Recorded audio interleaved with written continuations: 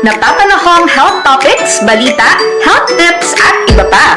Tatalakayin sa chikahang pangkalusugan ng Department of Health Bicol Center for Health Development. Halina't makinig at umantabay. Alamin ang mga programa ng DOH sa ilalim ng 8-point action agenda. Chikahang pangkalusugan! Hatid sa inyo ng DOH Communications Management Unit. Chikahang pangkalusugan! Mapapakinggan at mapapanood ang live tuwing Biyernes alas 11 ng umaga sa DOH Bicol CHD Facebook page. Chikahang pangkalusugan! Tara na mga kachika!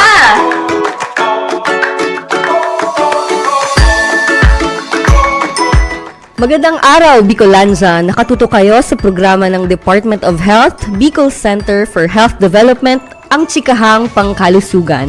Narito kami upang maghatid ng mga kaalaman sa larangan ng kalusugan, mga programa at serbisyong salud Bicol noon na hatid ng DOH Bicol. Ang programang ito ay hatid sa inyo ng DOH Bicol Communications Management Unit sa ngalan ng aming Regional Director na si Dr. Rosa Maria B. Rempilio. Kami ay inyong makakasama tuwing Webes sa ating live stream sa DOH Bicol CHD Facebook page. Ako po si Carla ng DOH Bicol Communications Management Unit. At ako naman po si Nicole ng DOH Bicol CMU. Kasama din po natin sa ating technical side si Mr. Jomar Siciliano at si Miss Angel Chris Mayor.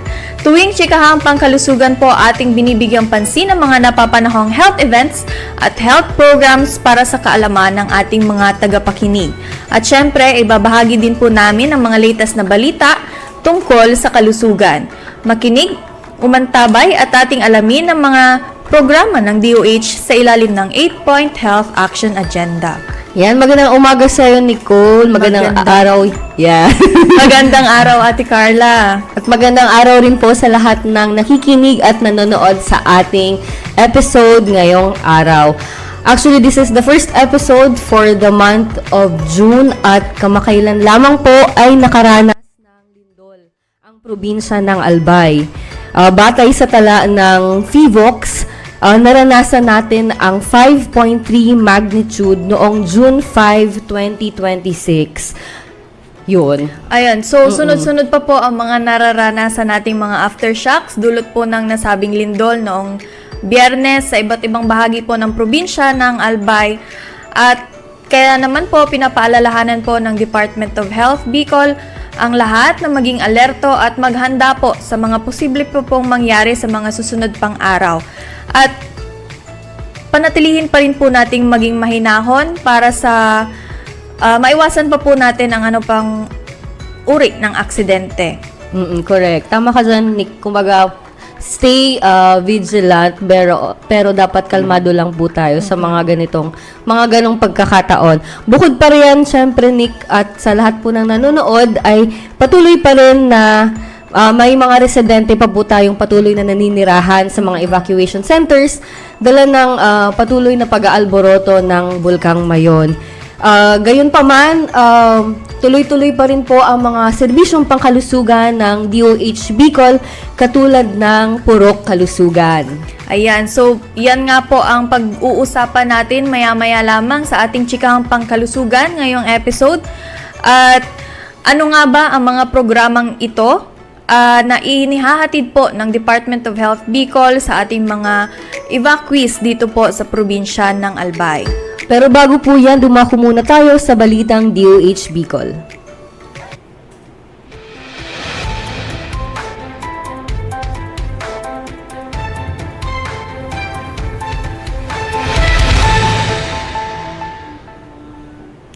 Narito ang mga latest na balita ng DOH Bicol sa linggong ito. Psychosocial support inihatid ng DOH Bicol Mental Health Response Team sa mga pamilyang lumikas sa Malilipot, Albay. DOH Bicol CHD nagsagawa ng caring for carers para sa mental health ng mga health workers. DOH Bicol, WHO at Pamahalaang Panlalawigan ng Albay pinagtitibay ang kampanya laban sa alta presyon. Para sa mga detalye ng balita.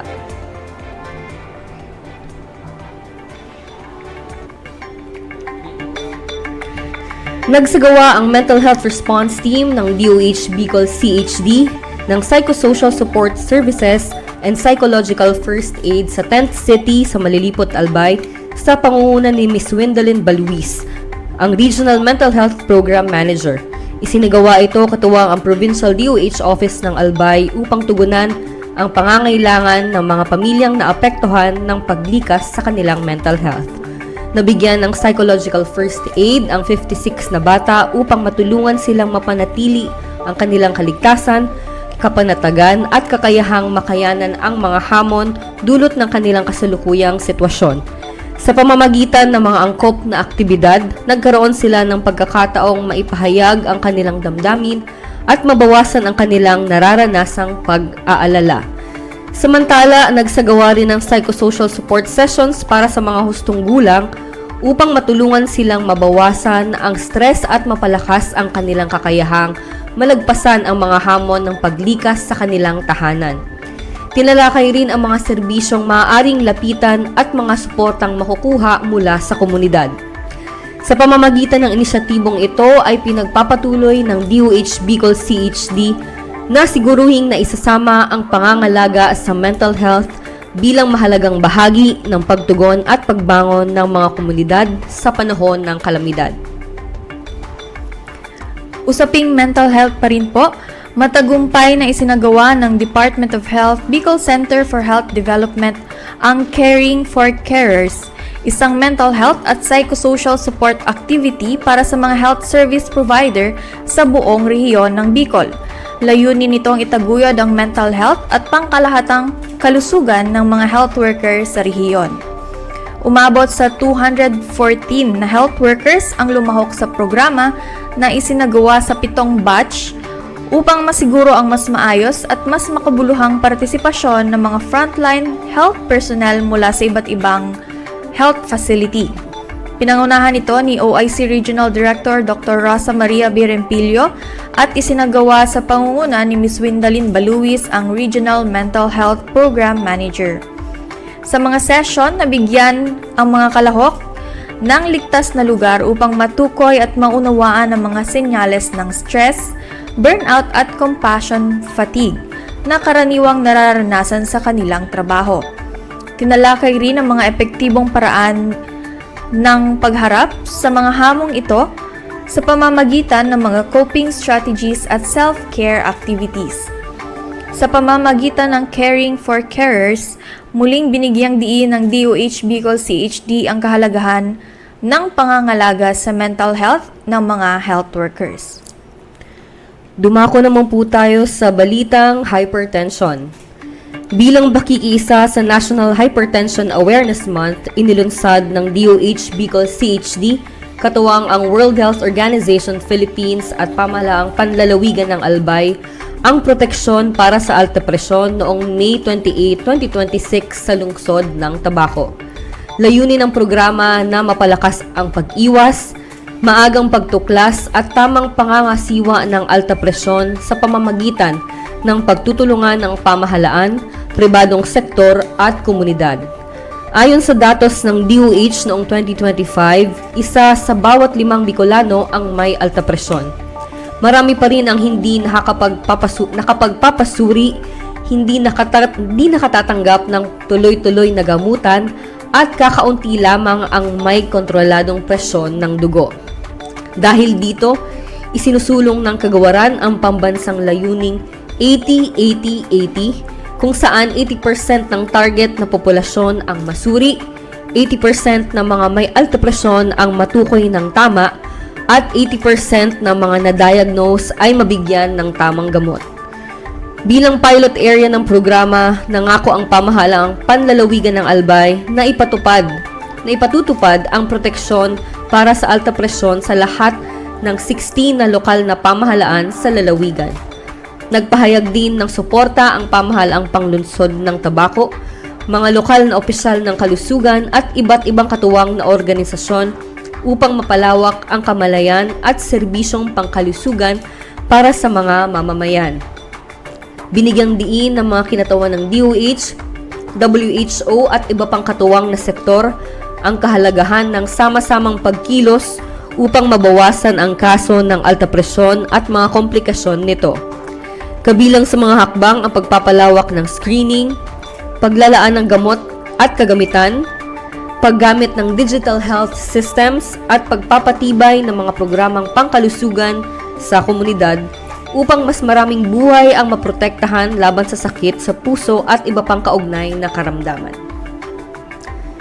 At yan po ang mga balitang hatid sa inyo ng DOH Bicol Communications Management Unit. Ngayong episode ng Chikahang Pangkalusugan, sentro ng ating talakayan ang isa sa mga pangunahing inisyatiba ng DOH Bicol para sa mga residenteng apektado ng patuloy na pag-aalboroto ng Bulkang Mayon. Paano nga ba nasisiguro na maayos at malusog ang kalagayan ng mga pamilyang nasa evacuation centers?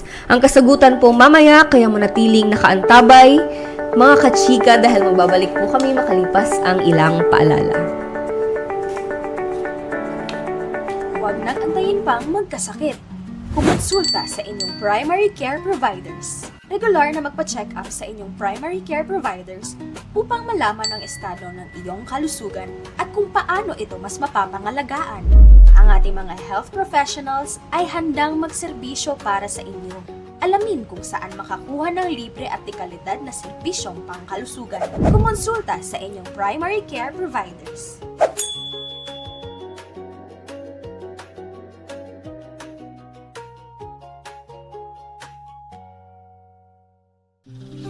Proteksyon ng mga bata kontra tigdas, polio, tetanus, Hepa B at iba pa. Kaya magpabakuna. Ang mga buntis magiging ligtas sa banta ng tetano at diphtheria. Kaya magpabakuna. Ang mga lolo at lola malalabanan ng flu at pulmonya. Kaya magpabakuna. Ang bakuna ay ligtas at epektibo. Kumonsulta sa inyong healthcare worker. Kaya magpabakuna dahil bawat buhay mahalaga. Magkasakit.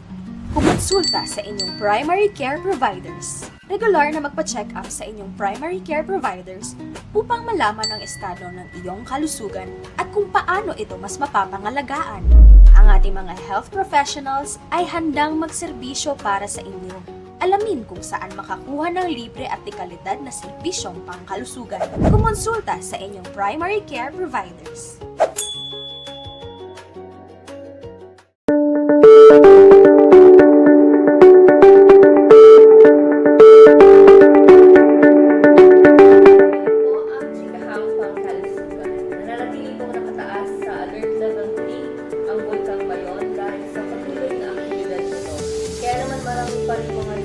Ang hanggang ngayon ay naka-evacuate. Gayunpaman nananatili ding nakahanda ang DOH Bicol upang magbigay ng agarang tugon sa mga pangangailangang pangkalusugan para sa ating mga internally displaced persons sa iba't ibang evacuation centers sa Albay. Kabilang dito ang pagsasagawa ng Purok Kalusugan, Alagang Pangkalusugan sa Evacuation Center Program. Ano-ano nga ba ang mga serbisyong pangkalusugan na ito?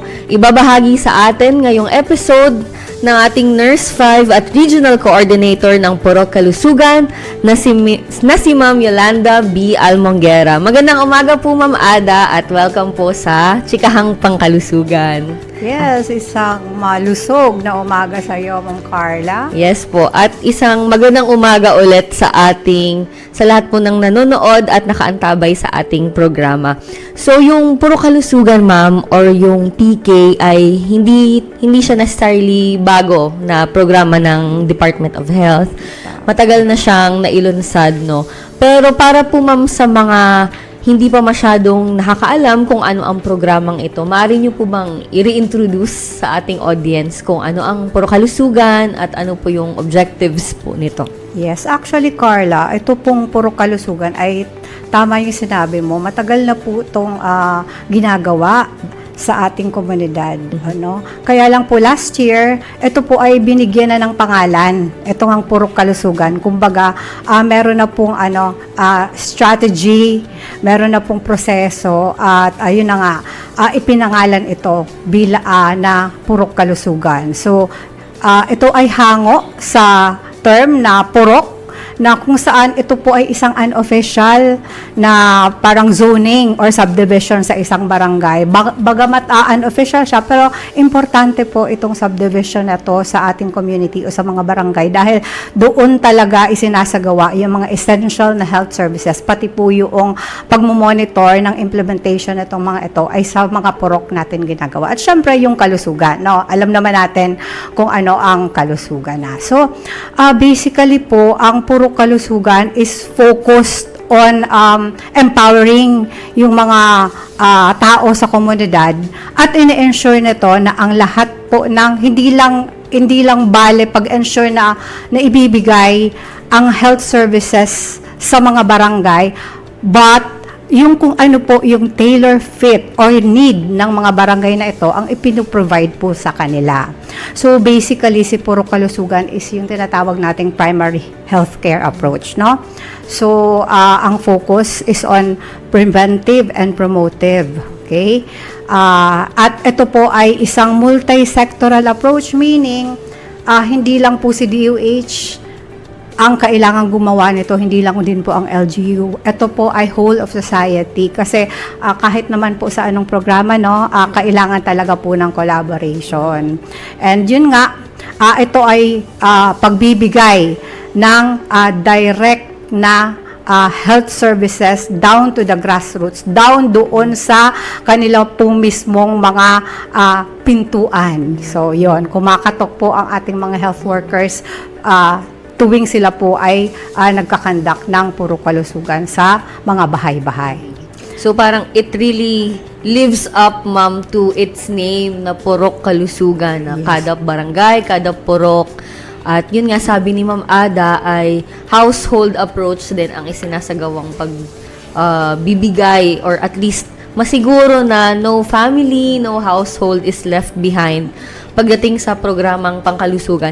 And na-mention nyo rin, ma'am, kanina na it also empowers communities. Yes. So, siguro, yung programang ito ay nakakatulong din na mas ma-improve rin yung health-seeking behavior ng mga tao dahil mas malapit na nga po, di ba po, yung services sa kanila. Dahil usually nga, may mga communities, katulad po sa Legazpi, sa amin, na nahihirapan sila, ma'am, na magpa-check up dahil because of geographic allocation, socio-economic reasons din. So, Opo, napakagandang program ng PK para mas maingganyo po sila na gawing regular ang check-up. Opo, tama ka, Carla, kasi 'di ba, pag once na empowered ang mga tao when it comes to their health, kumbaga alam na nila na sila talaga ang may kakayahan na magbigay ng importansya sa kanilang health at walang sino man na. So pagka gano'n na po yung thinking ng mga Pilipino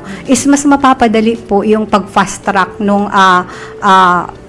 nung objectives ng ating universal healthcare, which is yun nga, better health outcomes. Yes. At yun din po talaga ang goal ng Purok Kalusugan, yung fast tracking po ng ating pag-achieve ng 8 priority health outcomes, which is yun po talaga.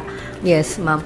Na-mention ni ma'am ang universal healthcare or yung universal healthcare framework natin, which is nakaangkla rin po ang mga serbisyo ng DOH, lalo na po ang Purok Kalusugan, na katulad po ng nasabi ni Ma'am Ada is mas inilalapit ang mga serbisyo sa komunidad. So, meron din po tayo, ma'am, na other programs, iba po, katulad ng Doctors to the Barrio, may mga RHUs rin po tayo.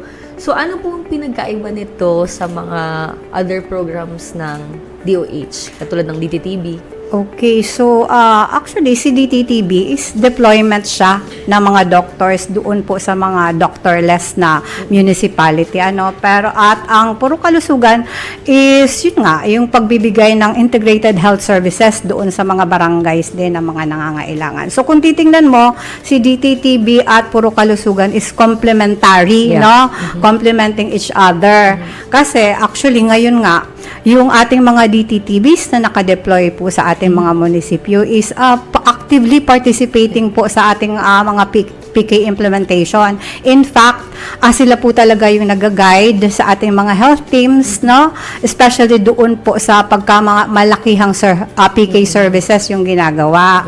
So, yun nga, si DTTB complementing the Puro Kalusugan strategy. So, while DTTB po yung provides the doctors, si Puro Kalusugan naman po yung nagpo-provide ng platform to bring the health services to the community. Okay, so mas malapit na rin, kumbaga parang harmonized yung programs natin, ma'am. So yun, they Yes. complement each other. Tsaka, at least yung mga communities rin natin, nagkakaroon sila ng easier access sa mga rural health physicians pa natin. They don't have to go to the RHUs, lalo na po sa mga isolated areas, mga marginalized groups.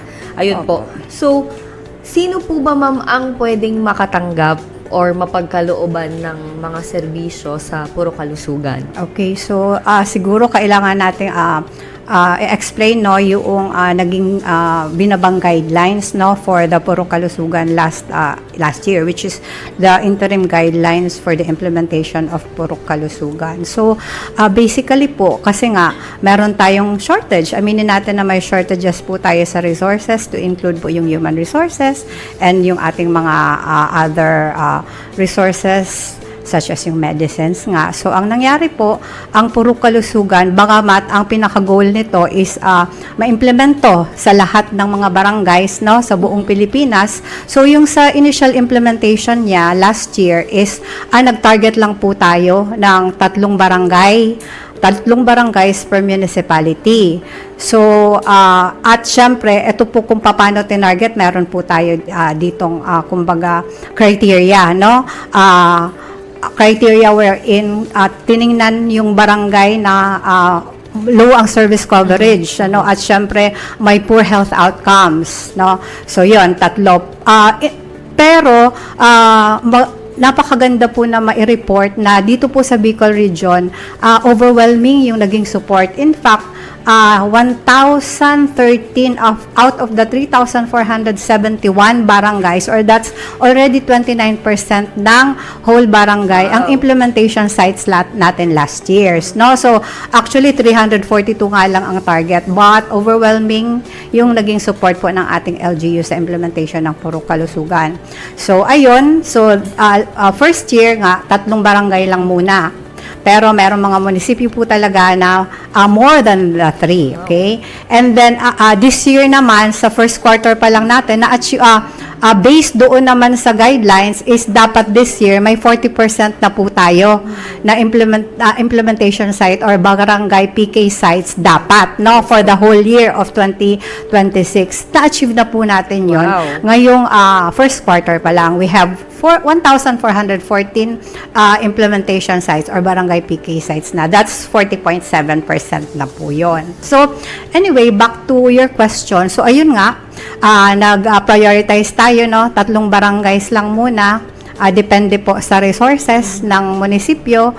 And then, meron din tayong prioritize in terms of the PK health programs na bibigyan ng yun nga ng prioritization, kasi yun lang muna tayong 8 priority health outcomes ang focus ng Puro Kalusugan. So may criteria din po yun na ginamit. So yun nga yung poor health outcomes din at yung in terms of morbidity naman ano. Okay So po. ang atin pong mga PK sites ay nag-rank sila ng kanilang mga priority health outcomes at dun po binase. So basically, lahat po ng mga barangay implementation site, lahat po ng mga tao, mga residente ng komunidad, ng resident nitong mga PK implementation sites, ay lahat po sila makaka-avail nitong okay. mga health services no sa Puro Kalusugan. So, regardless, ma'am, ng kung sino o background, kung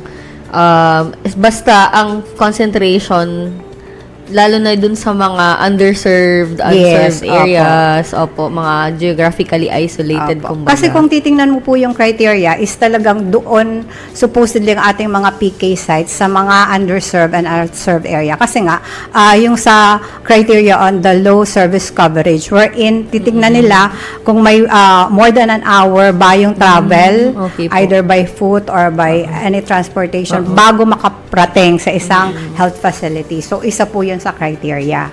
Okay. So, basically, si PK is doon po sa mga underserved or unserved communities po natin. And I think doon And lahat sila Wow. dapat na mabigyan ng services po. Okay po. So, speaking of services, ma'am, ano naman po specifically yung mga services or yung mga commodities na pwedeng ma-avail ng mga recipients po doon sa mga sa mga barangay, sa mga purok?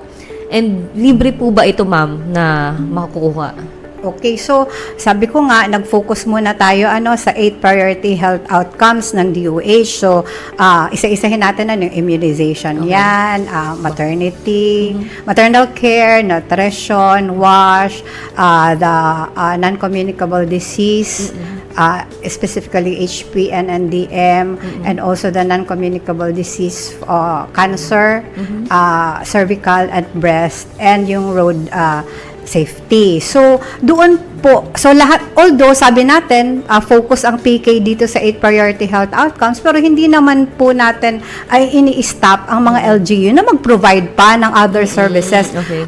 than the 8 PHO. So, kung kaya po ng resources nila, bibigay pa rin nila po doon. Siyempre, kumbaga integrated na nga to, pupunta ka na nga doon sa barangay na medyo malalayo. So, why not include, no?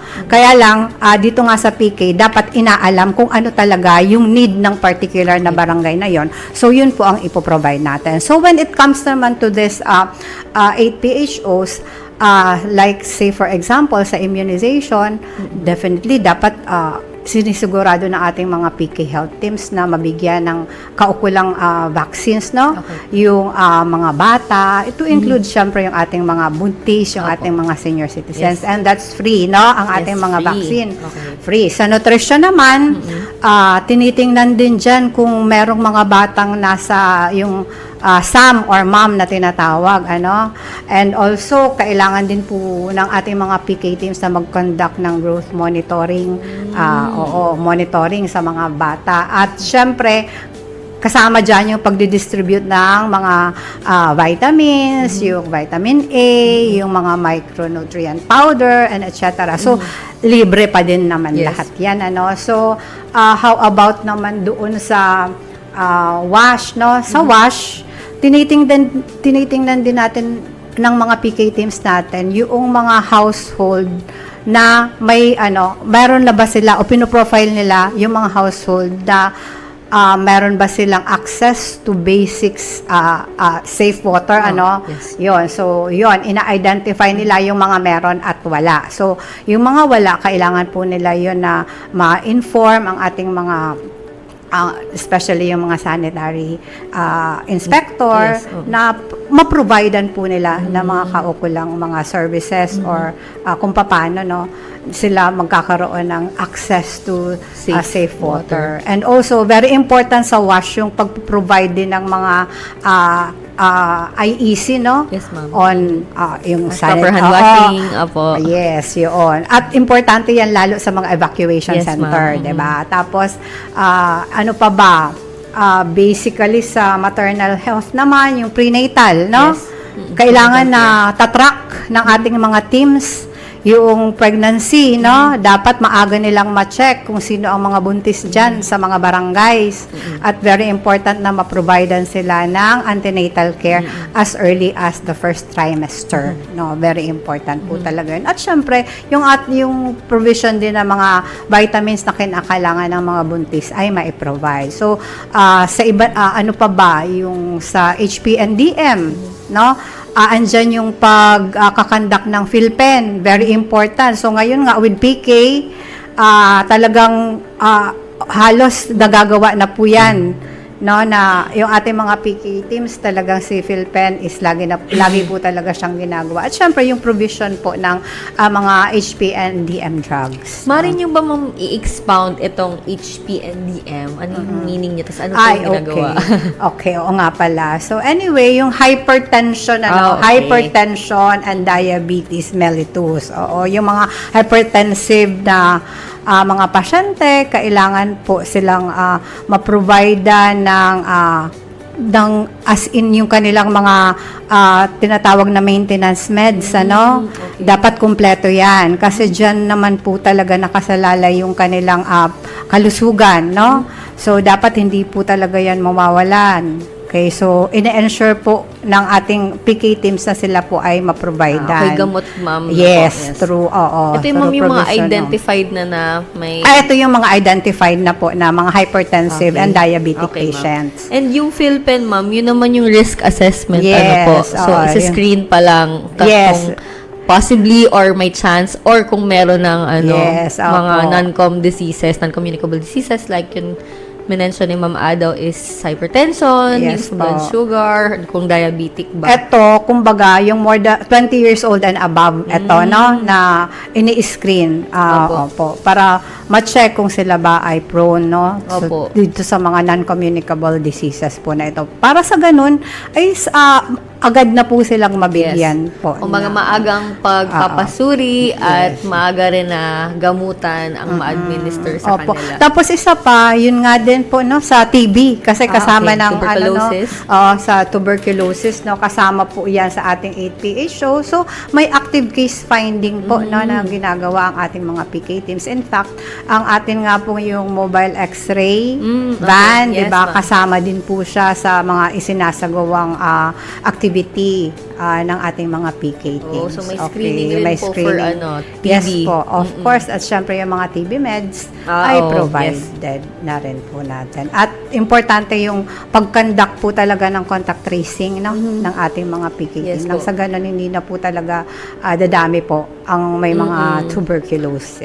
To reduce rin yung yung risk or susceptibility kumbaga ng community or maiwasan din yung pagdami pa ng sakit.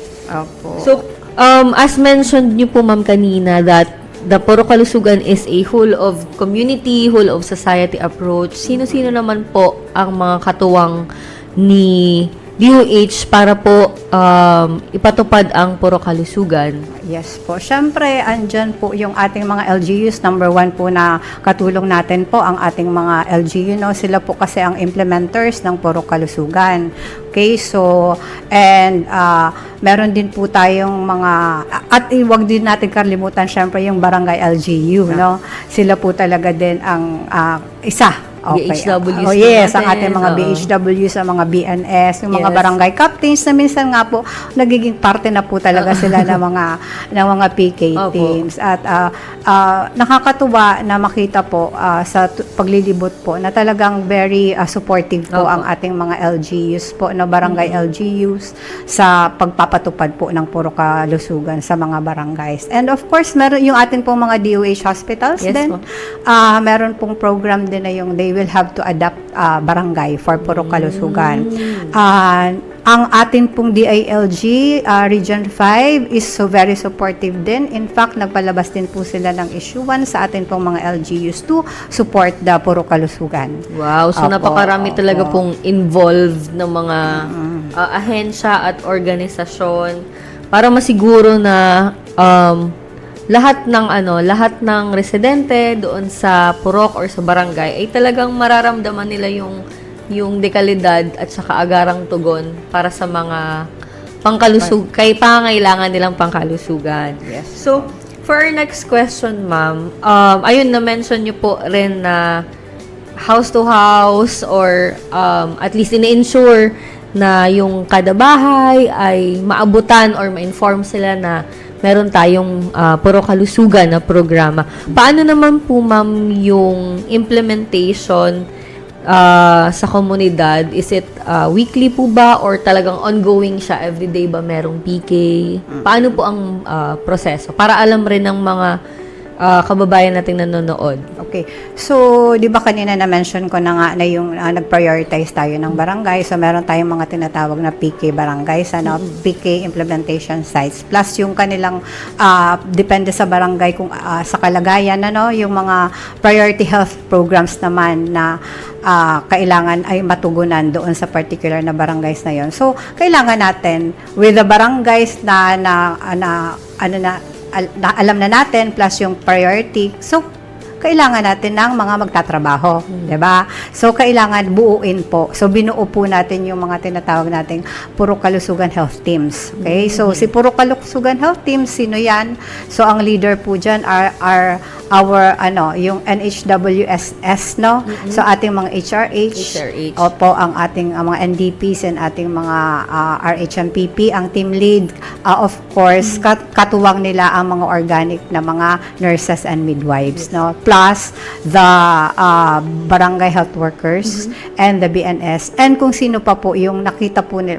Meron din po kasing mga ilan-ilan na may mga volunteers na naging members po. So ayan, so with that, syempre kailangan na po nilang ibigay ang mga health services. So ang atin pong central office ay nagbigay ng parang sort of guide na anong klaseng mga services po, no? So, hinati ito sa dalawang klaseng services. So, large-scale services and small-scale services. So, sa large-scale, paano ba masasabing large-scale ito? So, ang isang large-scale PK activity ay matatawag as such if yung PK team plus other stakeholders, no? Kasi 'di ba may PK team tayo na assign sa barangay plus ibang stakeholders such as yung doctor sa LGU, yung or kaya DTTB sa LGU, yung mga nurses diyan, plus yun pang halimbawa yung sa PHO, no? Yes, ma'am. O na mga teams at iba pang mga kumbaga iba pang na patawag po during the activity at magpo-provide ng isang malakihang services sa barangay na yon, yan po ay large-scale activity for PK. Now, ano naman po yung small scale? Ito yung mga si PK team na lang po ang magkakandak, no? Ito yung either si nurse na lang po or si BHW ang magkakandak nito. So, ito po yung kadalasan yung mga follow-up check-up, no? Kumbaga, bibigyan po nila ng mga pangangailangan yung isang may sakit or kaya yon. So basically ganun po yung nangyayari. Ganun po yung small scale activity. More on follow up, ito po na po yung more on the house to house po na activities. At ito po ay kinakailangan na magawa ng ating PK teams ang small scale activities at least 2 times a week. At least 2 times a week. Kasi talagang kailangan yung visibility po nila sa barangay through PK is makita. No? So dapat mas madalas ang pagkakandak po nitong PK activity. Yung large scale naman, medyo resource intensive. So hindi naman po talaga siya, wala po siyang sinasabi na magkandak kayo ng ganito kadaming large scale. Wala. So depende po yan sa resources po ng LGU ang pagkandak ng large scale activities. But the small scale has to be on a regular basis at least 2 times a week. Okay. So, parang nagiging accessible rin for our community since mas madalas din siyang maliban sa RHUs, yung kumbaga nagiging add-on rin na project or na add-on na intervention ang PK para mas magkaroon ng mas ma-encourage yung communities natin na magkaroon sila ng better health-seeking behaviors. So, paano naman, ma'am, nasisiguro po na ang bawat barangay po and purok ay naaabutan talaga ng because hindi naman natin mapagkakaila. Syempre, this is also a very, kumbaga, mahirap rin sa isipin na baka yung iniisip po ng iba, totoo ba na talagang kada barangay ay naaabutan? So, syempre, we have to live up dun sa talagang promise ng programa. Paano naman po nasisiguro ng PK na talagang kada barangay po or purok ay makakatanggap ng mga programa ng Puro Kalusugan? Okay, so doon nga sa ating mga PK sites, talagang meron po talaga silang naka-assign na PK health teams, Hindi pwedeng wala. At base po sa kanilang responsibilidad na dapat po ay sila ay mag-conduct ng PK services at least 2 times a week, Okay. So yun yung kanilang roles and responsibility. At meron din po mga resolutions yan, yung ating bawat PK sites ay may mga barangay resolution na supporting the PK implementation at nakasaad po doon kung ano yung mga services na dapat po na ma-provide sa mga barangays na ito. Okay, so isa po yun. Plus, meron po tayong ang ating po mga development management officer, yung ating mga assigned sa kada munisipyo. Sila po ang nagsisilbing mga supervisor, together with the municipal health officer.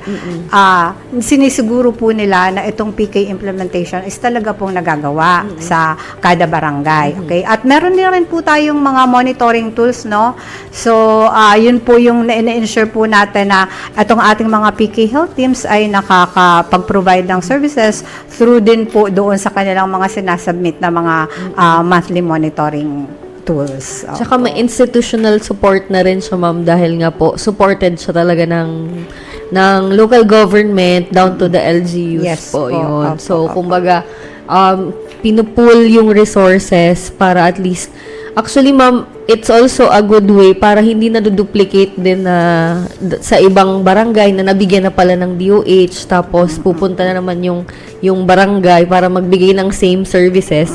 At least, mas na ma-maximize yung resources po Opo. para lahat talaga ay mabigyan comprehensively.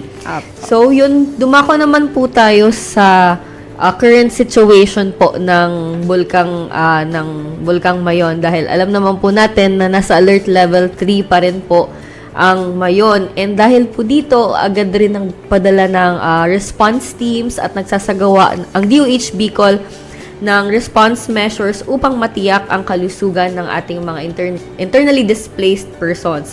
Kasabay nga po nito, yung pag-conduct rin ng ating puro kalusugan, alagang pangkalusugan sa evacuation centers. So, ano po ma'am yung mga binibigay na serbisyo? Same services po ba ang ipinagkakaloob natin dito sa PK sa evacuation center? Maliban po sa mga nabanggit po ninyo, meron pa po bang mga add-on na mga serbisyong ibinibigay? Okay, so ito pong sinasagawa nating puro kalusugan or alagang kalusugan sa evacuation center. Actually, this is a CHD-led, Yes, ma'am. Pero, syempre, andyan po yung support ng ating PHO Albay at yung LGUs wherein we conduct this evacuation center. So, basically, since ang mga pinupuntahan po natin are also yung mga displaced na mga PK sites, Okay. So, sinisigurado natin yung mga binibigay na serbisyo doon, focus din sa kung ano yung talagang priority Kailangan health nila. outcome Opo. based ka doon sa criteria. So, yun nga, sabi mo, yes, nagkakandak po tayo ng mga medical consultations, pero as add-on, meron pong yung katulad po nung ginawa po natin sa Kamalig, Kamalig, ma'am. dineploy ng ating Provincial Health Office of Albay yung tinatawag nating mobile PCF, So, ito yung mobile van or parang ito yung rolling clinic na binigay po ng Department of Health sa lahat po ng mga provinces, ng Pilipinas. So, si PHO Albay, dineploy po yun. So, ito po ay nagsagawa po ng urinalysis, ECG, and CBC, Okay. So, through the use of mobile PCF. And, meron din po tayong mga, aside po, although wala po siya sa 8 priority health outcomes, nagkaroon din po tayo ng oral health care, meron actually na tooth extraction. Okay. And then, yun naman Opo. po sa cancer, meron pong isinagawang screening for cervical cancer through Opo. the acetic acid via wait lang, parang nalito ako, ano mo yan, yung screening po, yun, visual inspection Okay, opo. with acetic acid, may isinagawa po noon. Tapos ano pa po ba, syempre hindi natin kakalimutan yung health promotion, Yes, ma'am. sa pagkandak nitong PK sa EC kasi very important na ito pong ating mga evacuees is talagang nabibigyan sila ng tamang impormasyon kung paano nila mapapanatiling malusog ang kanilang mga katawan, lalong-lalo na 'di ba sa evacuation Yes, ma'am. center is masyadong masikip, so Yes, prone po oo. talaga for diseases. Opo. So through the health promotion, yun po ang binibigyan natin din emphasis no sa ating mga PK activities. And also namamahagi din po tayo no sa mga evacuees ng mga hygiene kits, buntis kits, Yes, ma'am. and some yung baby carrier para sa ating mga buntis na mga evacuees. And doon naman po sa ating LGU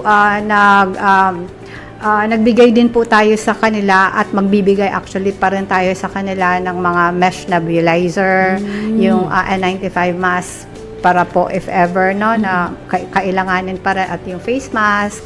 So yun po yung mga binibigay po natin sa mga RHU during the conduct of the PK sa evacuation center. So napakaraming services pa po pala na pwede nilang ma-avail no doon sa mga evacuees natin or yung mga IDPs po natin. Katulad ng nasabi ni Ma'am Ada doon sa Kamalig, yung isa sa mga napuntahan na evacuation PK site din ay sa Tagaytay Kamalig Evacuation Center. So, namahagi ng mga maternal and child care services as well as yung mga regular puro kalusugan services po natin.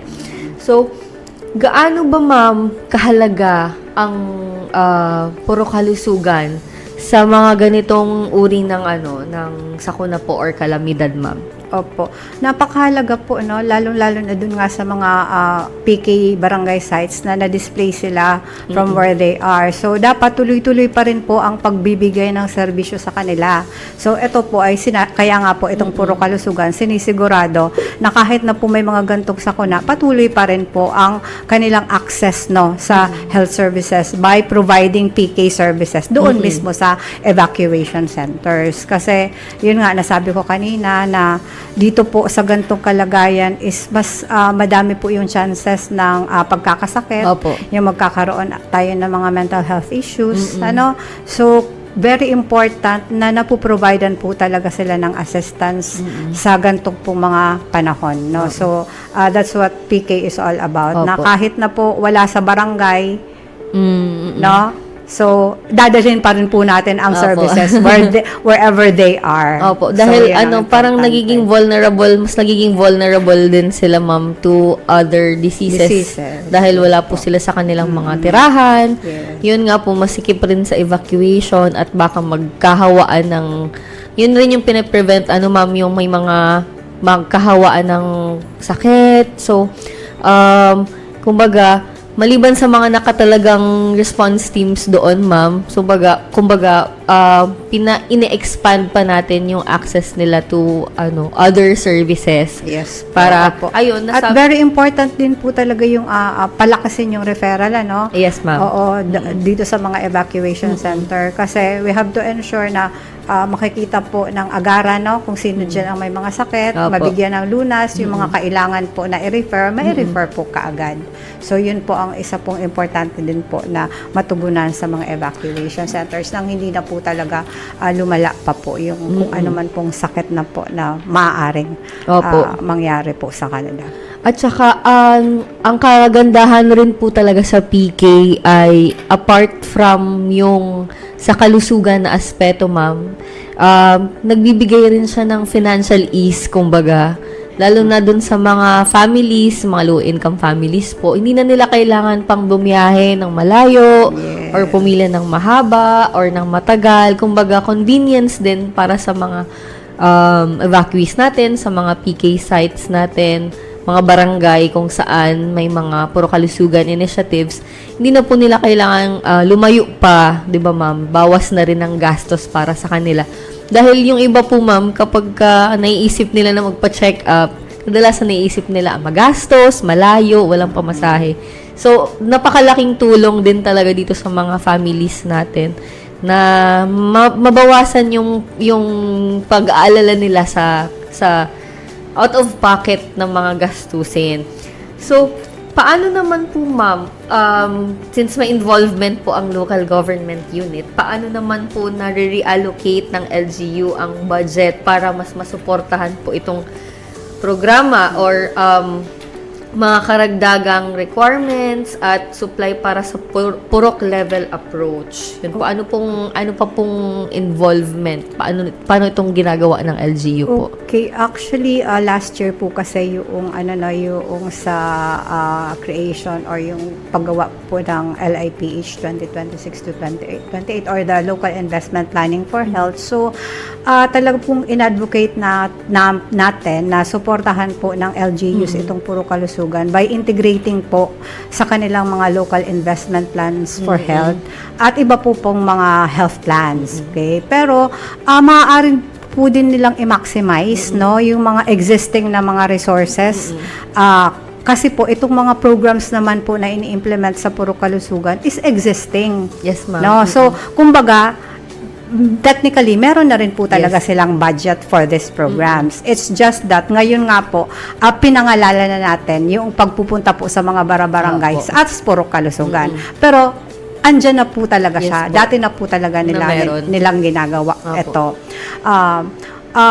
Tsaka po, dito po sa puro kalusugan, ina-advocate po natin sa ating mga PK teams na dapat po yung kanila pong pag-register ng YAKAP YAKAP okay. registration, Opo. yes, plus yung sa first patient encounter ay gagawin din po sa tuwing meron po talagang puro kalusugan activities. Nang sa ganun, pag kaganito po, mas siyempre, pagka mas dumami po ang kanila pong maparegister at ma-first patient encounter, that means mas malaki din po yung capitation na marireceive ng atin pong mga LGUs. Therefore, pag mas malaki po na yung marireceive nila from PhilHealth, so meron po silang maipambibili nitong mga karagdagang resources, itong mga kailangan for puro kalusugan. So, kumbaga, that's also one of the advantages po ng puro kalusugan activities, no?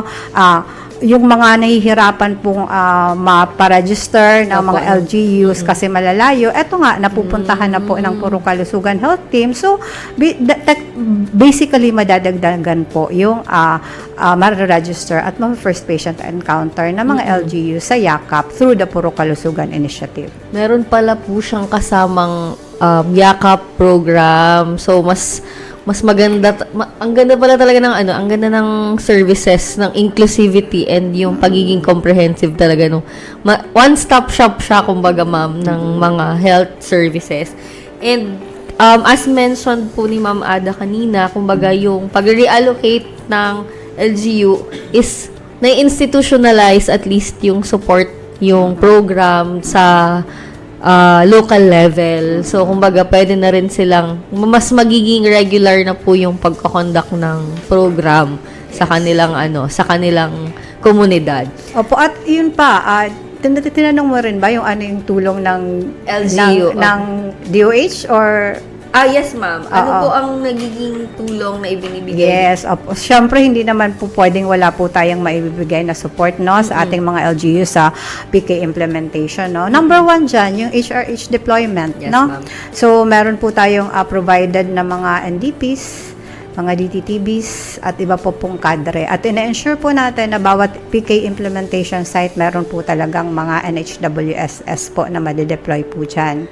Okay, tapos meron din po tayong pinoprovide na mga capacity building activities po, especially po sa ating mga BHWs on the PK BHW manual, on the PK job guide, at ganun din po sa ating mga PK health teams. So, magpo-provide po tayo ng mga training po on this. We will also be providing the PK kits sa ating mga PK implementation sites. So, although ito pong mga pinoprovide natin is medyo konti pa lang, nag-provide din nga tayo ng PK meds po last year sa ating mga implementation sites.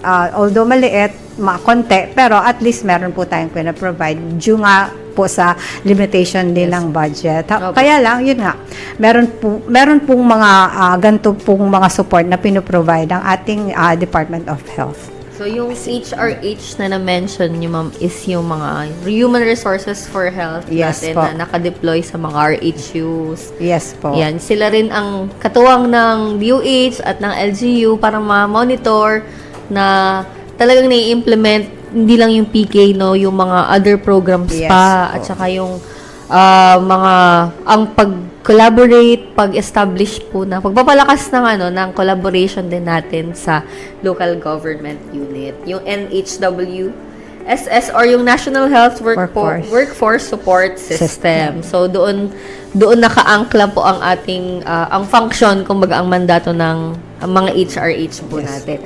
So for our last question, ma'am, paano po nasisiguro ng DOH na maayos na namomonitor ang implementation ng PK sa localities, lalo po may mga other involved rin pong mga ahensya at organization? So, I think na-mention ko na din to Tama. kanina, no, na meron tayong mga Monitoring. meron tayong mga monitoring tools both on a monthly and a quarterly basis po. Ano? So, ito pong ating mga PK health teams is nagsasubmit po sila sa atin plus the supervision po ng ating mga DMOs together po with our MHOs, no.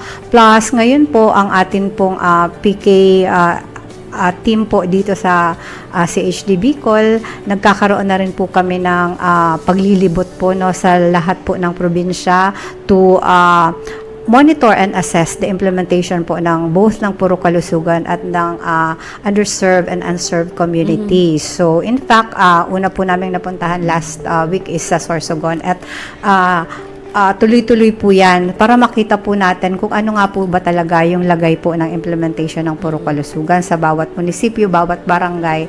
Kasi po pinupuntahan po namin pati po mga barangay para po marinig din po natin yung kanilang mga concerns. Yes, ma'am. Para nang sa ganon is mabigyan po natin po sila ng support na kakailanganin po nila. And of course, meron din po tayong mga PIR sa Opo. kanya-kanyang probinsya. So, ganun po yung ating mga monitoring na mga strategies po para po ma-ensure na meron po talaga or tama po yung implementation ng Puro Kalusugan sa lahat po ng ating mga munisipalidad. Opo. Gusto ko lang din i-emphasize, ma'am, yung kanina pong nabanggit ninyo na yung mga mental health services po natin na kinakonduct rin po natin sa PK sa mga evacuation centers, no? Syempre, alam naman po natin na mahirap din yung sitwasyon nila kahit dahil lalo na malayo sila sa kanilang tirahan, sa mga hanap buhay po nila.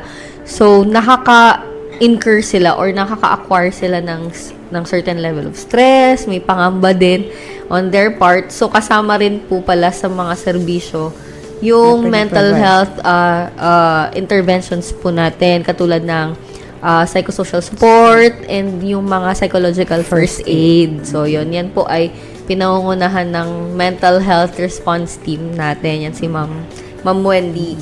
So, yun po, ma'am, ang mga katanungan po natin para sa Puro Kalusugan, Alagang Pangkalusugan sa Evacuation Center. Dumako naman po tayo sa ating myth or fact segment. Pero bago po tayo magtapos, sasagutin lang po ni Ma'am Ada kung ito po bang mga statement ay fact ba, totoo ba siya, or myth. So, para po sa ating unang statement, ang PK ay nagpo-promote ng, feeling ko nasagot na to ni Ma'am Ada kanina, nagpo-promote po siya ng preventive care. Ayun. So, definitely it's a Fact. Yes. Yes. Hindi lang preventive, no? Yung isa pa sa mga pinopromote ay preventive And and promotive care. Okay. So, next po is papalitan ng PK ang mga umiiral na RHUs at barangay health centers. Hindi po. Oh, it's a Kasi, myth. yes, it's a myth. Kasi si PK po, isang strategy na kung saan, ito po, ang kapartner po natin dito sa pag-implement nito ay ang ating mga RHUs. At isinasagawa po ito sa isang fixed site or dun sa mga purok. So, ito nga pong barangay health centers or barangay health stations, dun po dyan talaga isa sa mga fixed sites ng PK. Opo. So, kumbaga, suportado ito ng mga, actually, ng ating mga health centers at RHUs, yung Opo. LGUs Yes po. Next po is may bayad. At this was answered na rin actually ni Ma'am Ada na libre. May bayad ang konsultasyon sa ilalim ng programang ito. It's a myth, di ba, Ma'am? Opo. Yes. Libre po yung mga serbisyo na pwede po ninyong ma-avail Yes, through the Puro Kalusugan. And actually po, kahit yung mga services po natin sa RHUs, libre naman po. Yes Yung po. bakuna, di ba po, Ma'am? Yes po. Apo. So, wag po kayong mag-alala dahil wala po kayong babayaran talaga kapag nakatanggap kayo ng services ng Puro Kalusugan. Yes. Next po is, ang maaari lang tumanggap ng serbisyo mula sa PK ay mga marginalized populations, evacuees, at mga low-income families. Hindi po. That's another myth. Kasi po, lahat po ng mga nasa barangay po na yan, ng ating mga barangay implementation site, at actually, lahat po ng mga municipalities, pwede pong maka-avail ng ating mga PK services. Wow. So, inclusive po talaga ang Yes. services ng Puro Kalusugan.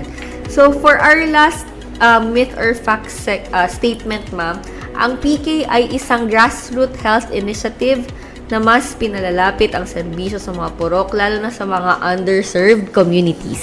Yes po. Ito po ay delivery of health services directly, no? To the doorsteps nga po ng lahat po ng komunidad dito po Yan. sa Pilipinas. So, it's a fact. So, bago po tayo, ma'am, yan po ang naging segment, myth or fact segment natin at ang chikahan natin kay kasama po si Ma'am Ada. Pero bago po tayo magtapos, ma'am, meron po ba kayong pabaon na mensahe para sa ating mga tagapakinig at na mga nanonood po sa Okay. programa natin ngayon? So, sa Puro Kalusugan po talaga, ang pinaka-goal nito nga is ilapit, no, ang mga services, no, ang health services sa bawat pamilyang Pilipino po, sa lahat ng komunidad. Para nang sa ganon, talaga pong yung aim po ng universal healthcare na walang Pilipinong maiiwan, no? Yes. Pagdating sa serbisyong pangkalusugan ay makamit po, no? So, sinisigurado po talaga ng PK na abot kamay, accessible ang health services, no? So, pero tatandaan po natin na sa pag-abot po nitong goal na ito, ang kalusugan po ay hindi lamang po talaga responsibilidad ng DOH, Yes. hindi lang responsibilidad ng LGU where you are, hindi lang ito responsibilidad ng healthcare workers, but ito po ay responsibilidad ng lahat. Yes, ma'am. Lalong-lalo na natin. Yung, kumbaga, ikaw mismo, responsibilidad mo ito. So, kapag po kasi ang komunidad ay yung aktibo kong nakikibahagi, no, sa Opo. mga ganito pong mga estratehiya, nangangalaga ng kanilang kalusugan, na kumbaga yung empowerment po talaga yung focus din ng PK, is mas magiging matatag, no? Mas magiging matatag, mas strengthen po talaga ang health systems dito po sa atin. So, at dahil dito, pag-strengthen ang health system, empowered ang people, ang komunidad, mas mapapalapit po tayo sa pag-achieve ng goal ng universal healthcare. So, sa pamamagitan po ng PK, dito po sa rehiyon ng Bicol, sana po patuloy po talaga ang patuloy yung pagtutulungan ng mga mamamayang Bicolano, bawat PK barangays, Yes. no, bawat LGU at iba pa pong katuwang para po sa pagiging mas malusog, mas ligtas at produktibong bawat pamilyang Bicolano. Ayan. So maraming salamat po. Yes, tama yung sinabi ni Ma'am Ada dahil ang whole of community approach po ay hindi magiging epektibo kapag konti lang ang nagpa-participate mula sa community. Kumbaga, kahit nandiyan na yung services kung ayaw nila. So, parang defeated rin yung purpose ng yes. program. So, maraming salamat po ulit, Ma'am Ada, sa pagsama sa amin ngayong araw. Ang Regional Coordinator at ang Nurse 5 ng Puro Kalusugan mula sa DOH Bicol CHD, si Ma'am Yolanda Almonguera. Maraming salamat po, ma'am. Maraming salamat din, Carla. Thank you at sana makasama ka pa po namin sa mga susunod na episodes Yes ng po, Chikahan. anytime. Maraming salamat. Thank you ulit, Ma'am Ada. At yan po ang naging chikahan natin kasama si Ma'am Ada. Alalahanin po natin na higit na mainam ang may alam. Kaya alagaan natin ang ating kalusugan. At dito na nagtatapos ang ika-11 episode Ngayong taon ng Chikahang Pangkalusugan, tunghayan ang susunod na mga episode sa DOH Bicol CHD Facebook page para sa dagdag kaalaman tungkol sa DOH Health Programs. Dito sa Kagawaran ng Kalusugan Bicol, lagi naming ihahatid ang mga latest na balita at health reminders para sa pangmalawakang paghatid ng serbisyong salud Bicolnon.